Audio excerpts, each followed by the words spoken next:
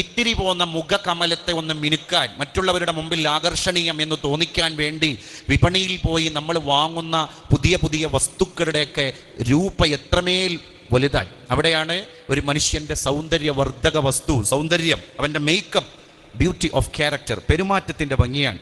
ചില ആൾക്കാർ പറയല്ലോ, എന്തൊരു നല്ല കുട്ടി, നിന്റെ ഈ നന്മ എങ്ങോട്ടാണ് കൊടുത്തത്? ആ കുട്ടിയുടെ പെരുമാറ്റത്തിൽ കൊടുത്തതാണ്. അതുകൊണ്ട് അവനെ നമുക്ക് മറക്കാൻ കഴിയൂല. അവന്റെ പെരുമാറ്റം അത്രമേൽ സുരുചികരമാണ്. അത് അരോചകമല്ല, അത് അരുചികരവുമല്ല, അത് അത്രമേൽ ഹൃദ്യമാണ്, നമ്മളെ ആകർഷിക്കുന്നതാണ്. അങ്ങനെ ചില ആളുകൾ അവരുടെ സ്വഭാവങ്ങളെ കൊണ്ട് ആകർഷണ വലയങ്ങളെ ഉണ്ടാക്കാറുണ്ട്. മഹാനായ യൂസുഫ് ഉസ്താദിന്റെ പേരിലാണ് നമ്മളൊക്കെ ഇവിടെ നിലകൊള്ളുന്നത്. നോക്കൂ, നിങ്ങൾ വയലിന് പോകും, നല്ല വാഴ് അല്ലേ, രാത്രി 10 മണിക്ക് ശേഷമൊക്കെ തുടങ്ങുന്ന അന്നത്തെ പാതിരാ പ്രഭാഷണങ്ങളൊക്കെ കഴിഞ്ഞിട്ട് തിരിച്ച് ദർസിലേക്ക് വന്നിട്ട് സുബഹിന്റെ മുമ്പ് എണീറ്റ് സുബഹി കഴിഞ്ഞ് മക്കൾക്കുള്ള സബക്ക് തുടങ്ങാൻ അസർ വരെ. അത് ഞാൻ അങ്ങനെ ചിന്തിക്കാൻ 63-ാമത്തെ വയസ്സിൽ വളരെ നല്ല ഒരു പ്രായത്തിൽ